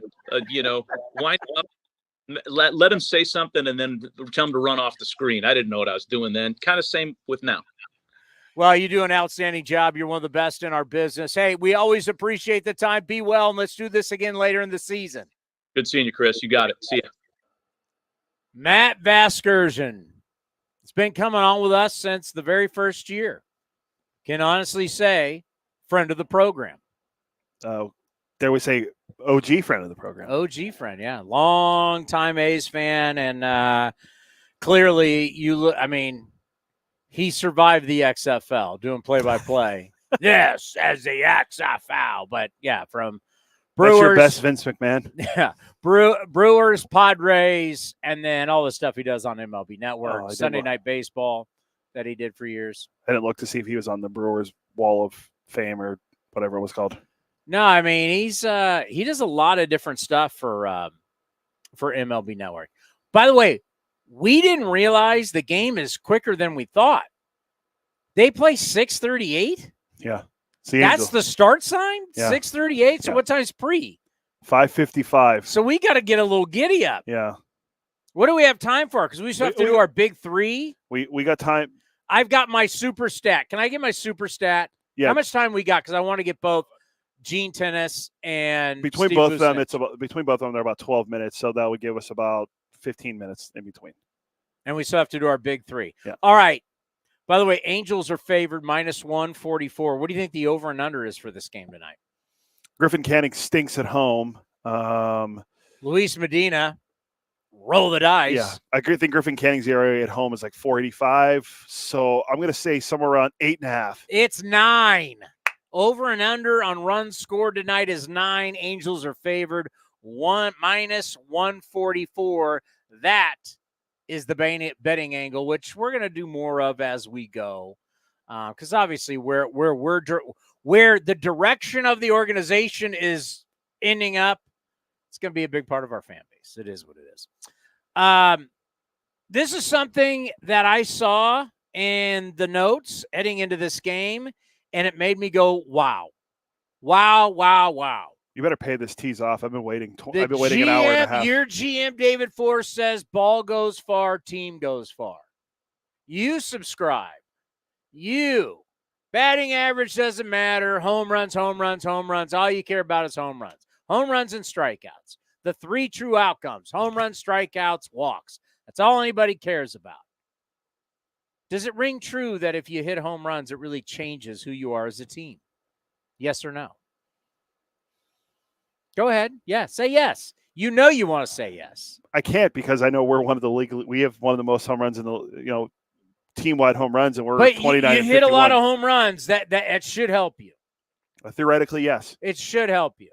It doesn't matter if you're only hitting solo home runs. How many home runs do you think? How many losses do we have? 51. How many home runs have we hit in those losses? Oh, I should know. I have the thing. I had the thing on the playbook. Home runs and losses. Great question. 45. So 40. So half of our home runs. So we have 90. 45 home runs we've hit in losses. How many wins do we have? 29. How many home runs have we hit in wins? I'm going to guess 45. So you're telling me 51 losses, 29 wins. We've hit the same exact amount of home runs in our losses as we have in our wins. The same amount. Yes. How's that possible? If you guys have been shoving home runs down my throat for all these years, telling me batting average doesn't matter if you strike out, how can you have the exact same amount of home runs in your wins that you do your losses, and you're not a 500 team? You're 29 and 51. Does that not blow your mind? Yeah. I mean, I have right here, we're 26 and 31 when we hit a home run. Or 3 and 20. No. I know. I'm just saying. You have the same amount of home runs, 45 in your 29 wins, as you have in your 51 losses, 45-45. That is a stunning. I don't even know what to make of it. I saw it today in the notes I get from NBC, and I was like, no one's talking about this, but wow. The importance of the home run. How is that possible? You've lost 51 times. That's bad. You've hit 45 home runs. You've won 29 games. That's not great. You've hit 45 home runs. Does that not astound you? Yes, it does. Remember, this is also Did I pay off the tease? Yes, this also comes from a team that scores 50% of its runs from the home run. But look at the record. Yeah. Then that would basically, I mean, you would think they would be more 500. Now, there's a lot of other things that you have to base in there, pitching, defense, all that kind of stuff, how many runs you're scoring. But are the guys on base when you how hit the is home it run? possible the same amount of home runs in your losses as your wins and you're this bad? It's crazy. Yeah. I mean, this thing, like, even thinking about, how many guys are on base, how many of the home runs are solo. We have, I think, out of the 90 home runs, I think, hold on, I have it. 49 of them are solo. So almost a little over, over half of our home runs are solo. So you're going to tell me the importance of home runs again? I'm not saying they're bad. I mean, you swing, you score. That's great. It's just putting all your eggs into the home run basket. As we also know, the last team to hit the most home runs and win the World Series was a long time ago. Yeah, and like the team wasn't the 70s. Who leads now? Isn't it the Orioles? Don't they have the most home runs? Yeah. 2009 Yankees. Got to go back to 2009, the last team that led all of baseball in home runs and won the World Series. It's nice. It's nice to hit a lot of home runs, but it's not the end-all, be-all. How is it possible? 29 wins, 45 home runs. 51 losses, 45 home runs. You can't make that up. If you didn't know our amount of home runs and you said, how many home runs do you think we have in our losses? How many do you think you wouldn't even come close to saying it's even. It's dead even. Yeah, that's something I never really would have looked at. Like I track our record when we hit a home run, when we don't. I never actually looked at the home runs hit in the games. I just want to know if we hit a home run or not. But that's taking it one step further. It's what I do. Yeah. Who are you ready for now? Let's do Gino. Gino? Yeah. Gino's one of my all-time favorites. Gene Tenace is a guy that Gene Tenace, Rollie Fingers, I watched a lot of them growing up. Gene Tenace, got to know him. We had a good conversation after we did this interview. I love me some Gene Tenace. World Series MVP in 1972, a 6-time World Series champion, 4 as a player, 2 as a coach with a 2-1-2 with the Toronto Blue Jays. Guy was a winner, no question about it. And here's our conversation with him before the celebration yesterday of the 1974 World Series team. Tenace joins us here on A's Cast Live. An absolute remarkable career as a player, as a coach. You collected a lot of World Series rings in your time. But think back to 1974, taking on the Dodgers and trying for 3 in a row. Yeah, they had a great club, good talent, and they were a little cocky. But we matched up pretty good with them, man for man, and I thought our pitching staff was probably a tad better than theirs. But you win back-to-back World Championships, and then you get into that third one, even though you got a good opponent, we were pretty confident going in there. And then we get more confidence when you had 2 guys from the Dodgers pop off about our ball club. So it kind of fueled us a little bit more. And you went through the 2 big powers of the National League. Of course, you were the MVP of the World Series in 1972, but the big powers were, you had the Dodgers and you had the big red machine. You went through both the big powers in the National League. None of those teams were easy. I mean, they're all good teams. If you get that far, you've done something right, obviously. But the Cincinnati Reds was extremely difficult. Even the Mets were tough. They took us to the 7th game. And then, of course, the Dodgers, with the 2 guys that popped off prior to the first game, then I guess we decided just to end it in 5. Yeah, you haven't forgotten. No, we haven't. I'm sure they haven't either. And, you split at Dodger Stadium, and so great to come here to win three in a row and to clinch and win it all at home. Oh, yeah, Dodger Stadium. Then we got here. That was an interesting victory we had here when they were throwing stuff at Bill Buckner, I think, in the outfield. And then the pitcher was Mike Marshall, if I'm not mistaken. And he just stood out there. He didn't throw a ball for the longest time. And then all of a sudden, play resumed, and then I think it was Rudi. First pitch he threw Rudi, or I'm not quite sure the sequence of pitches that he threw, but he hit a home run in that at bat. That was it. And then of course they were down, and then the play, that relay play, I thought was the key to the series. Billy North, I believe, hit Campaneris, and Campaneris threw Bill Buckner out at third base, and they were behind on far as the scoreboard. That was a big, huge play. You think about this group of guys, and you guys all grew up together. I asked the same question to all of you because you grew up together as young men. Then you became family men. You became professionals together. Just talk about that family atmosphere that you guys had. Your brothers, you fought together, you played together, you loved each other. We did a lot of that. We did all of it, fought amongst ourselves. But, like anybody else, when you're probably spend more time with these guys than you do with your regular family. You're going to get into arguments, and somebody's going to come in. He's not in a good mood that particular day, and somebody triggers that nerve, says something to trigger that nerve, and next thing you know, it's on. But the thing about it is, as much problems as we may have had, and with our own club, once these guys got between the white lines, they was able to put everything on the back burner and go out and play the game. And we talk about all the winning that you did in your career, just not as a player, but how did this time then would help you, like when you were on the staff in Toronto? That was a great ball club up there where the Blue Jays won back-to-back World Series. What did you take from winning all the 4 World Series as a player and then helping those guys win 2 World Series? Your experience. I mean, there's nothing like experience. And players know where you come from, as a former player. And they look at you a little differently when you've won 3 world. Actually, I had 4 world championships. 4, yeah. I was with St. Louis in '82, but they do their homework. They know all about you. They know who they're working with. They know who's got the hardware. Yeah. What does it mean, here we are in 2024, to get together with these guys to celebrate the last of the World Series teams? It's sad. No, it's coming to an end. But it's just like your career, basically. All careers come to an end, but it's still sad. 7 years I spent here in the trenches with these guys.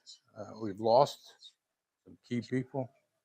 Tough, but we move on. We keep moving forward, and this is the end. And sad is the club. This is the end for the club here. That's tough to swallow too. Even though we all know our run's over with because of our age factors, but you lose a franchise out of a city's been here for 50 plus years. That's pretty tough to swallow. Well, I know you'll get it today. All the love and admiration.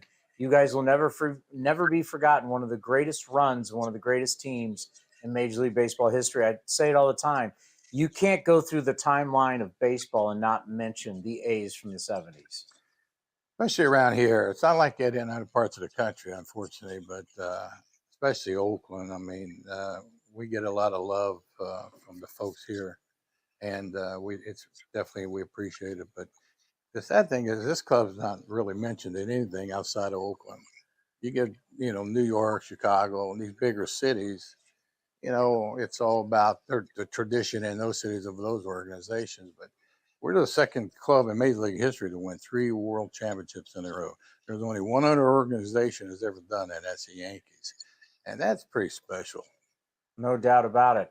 Enjoy this day. I know it's going to be a magical day. Enjoy it. And we always appreciate you stopping by A's Cast Live. My pleasure. I'm going to enjoy it. Thank you. The great Gene Tenace right here on A's Cast. It's magical. It is. It's how much time we have?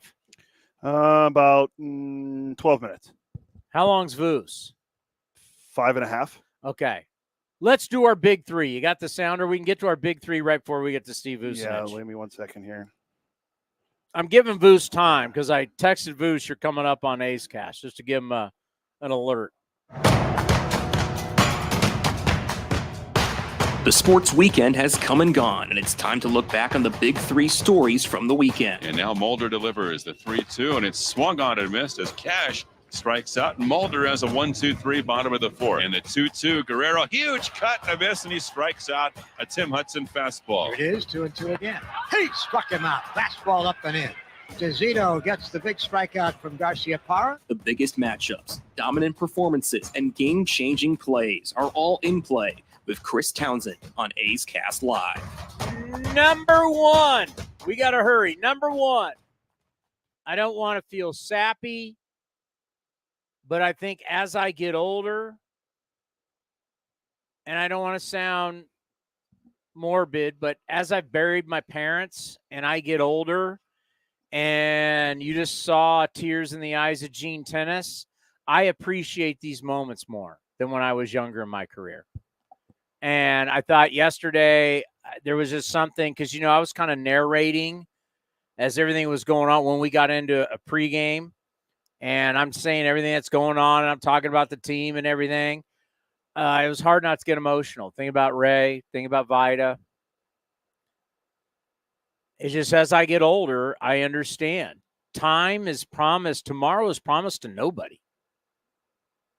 And you don't think about that a lot when you're young. You think you got all this time left. Well, you start to see with these guys, and now I see it in my life, and my kids are about to go to school, and my life's changing, right? A new era of my life's about to start. So I just started to realize, like, hey, you know, I'm going to be these guys in X amount of years. So yesterday was very emotional. And as I get older as a man, I'm probably getting more emotional. And I just really appreciated yesterday. And I hope everybody else did. I think these moments are really, hold on to these things, man. Hold on to these things. Hold on to these moments. And I hope everybody really enjoyed what they got to experience yesterday. If you didn't get to see it, you'll get to see some of it here on A's Cast. That's what we're here for, giving you a chance and interviewing these great players. It means something.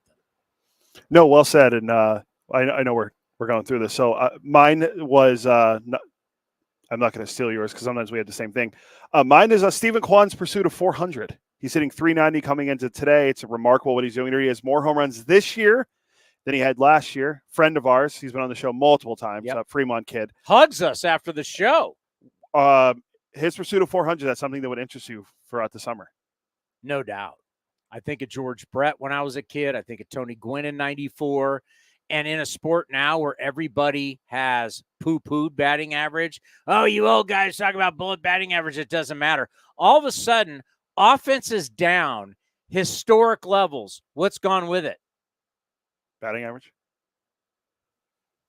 We'll get into that tomorrow, that article from Eno and Jason Stark. So how about a run at 400 to get everybody back into making contact? It's back-to-back years. Remember, last year was Luis Arraez was trying to do it. Tomorrow, some stuff from Joe Madden that's fabulous that we'll be playing tomorrow on the show. We just wouldn't have time to get to it. It's audio. He has like a 15-second clip that sums up a lot of offense in baseball now. Fabulous. I like it. Yes. I think for me, I think it'd be great for our sport. I think a guy make a run at something with batting average. Stephen Kwan, he's hitting for power, but the fact to watch somebody hit, such a good kid. He's from the Bay Area. That'll mean a lot to us, but he's such a good kid. I think it would be, a very uplifting, positive story for our game. Something our game really needs. And it's Orioles Guardians right now. So you got two teams, the two best teams in the American, or two of the best teams in the American League playing. I'm looking right now real quick. Kwan is 1 for 3, so he's hitting 389 right now. Number 2. Wow. How pathetic things looked at Dodger Stadium. I know they split, but my God, the Angels, to watch Shohei Ohtani go 3 for 6, 2 home runs, 4 RBIs. He's leading off. Mookie Betts is hurt. And what we're going to see, no Trout, no Ohtani. I mean, the Angels were at a point when they were under Mike Scioscia and actually under Disney. They were getting they redid the stadium. They were getting $3 million a year. They won the World Series. They had great players. They were always a competitive team. To what the Angels are now, what are they? I mean, you get a lot of people from the outside can say that about us, but there is some direction with us. What is the direction of the Angels? I mean, they drafted all pitchers that 1 year a couple years ago, and none of those guys have panned out. None of their prospects are panning out. Shonowell's hurt. But it gets worse. Yeah. They want a new ballpark.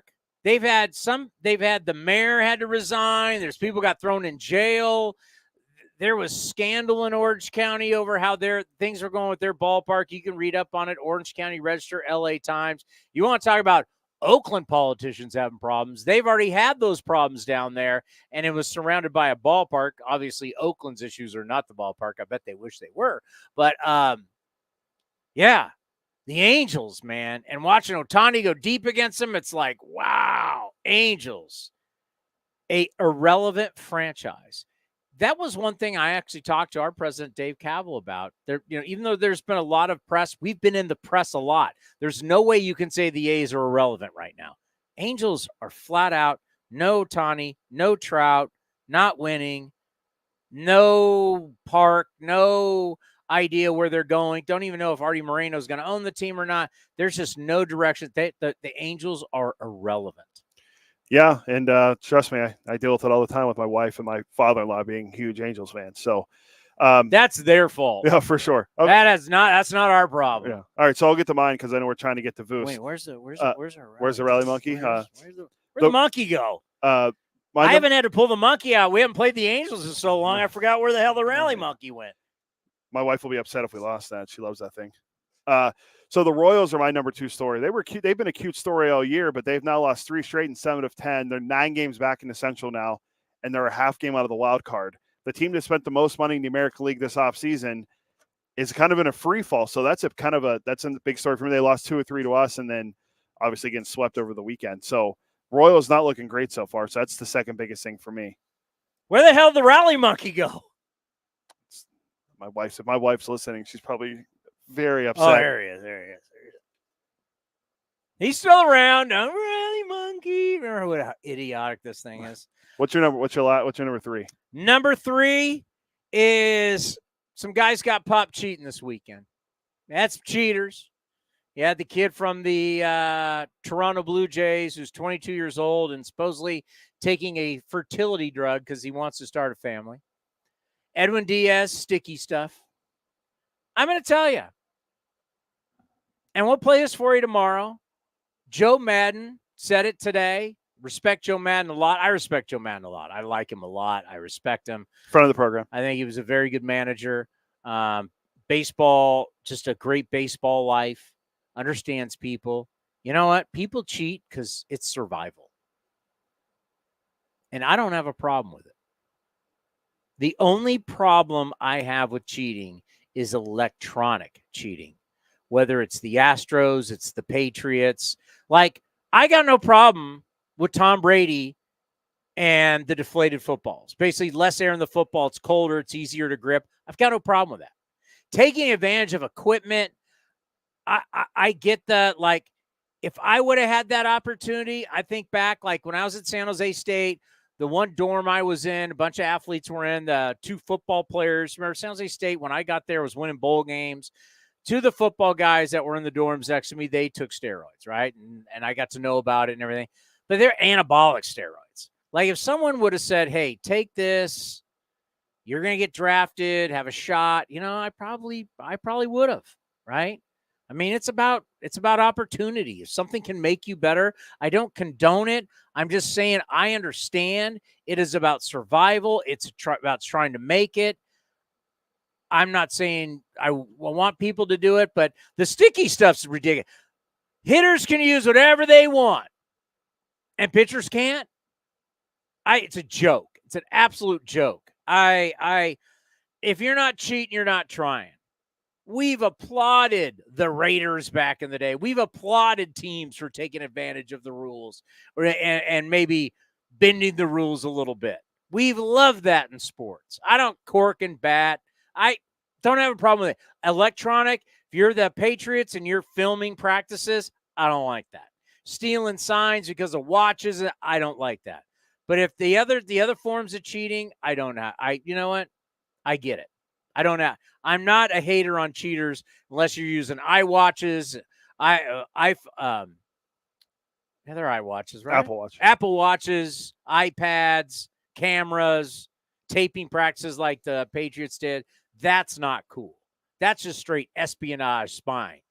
But if you're trying to get an advantage in some other ways, I don't have a problem with that. So mine real quick, because we got to get to Voos. Do you have a problem with that? Is that a hot take? No. And speaking of cheaters, the cheaters are coming. The Astros are now only 2 games under. I mean, think about it. Like, there's certain people that get these they're called TUIs, right? That there's certain players that doctors and guys get written permission that they can take testosterone because they have lower testosterone levels. They have some guys are able to take Adderall because they got a doctor's permission. So there's guys in baseball right now who take testosterone. There's guys in baseball right now who are on Adderall. There's guys who take stuff they have doctor's permission. So I'm just saying, there's a lot that you don't know that we look at. We try and act like everybody's clean, everybody's perfect. There's a lot more to our game than you know. That's all I'm saying. I don't condone when you're using electronics to do your cheating. Like, mine was the Astros coming because we're talking about cheaters. Talk about cheaters. Well, these Astros are different. Yeah, they are different. They're still bad people. Yeah.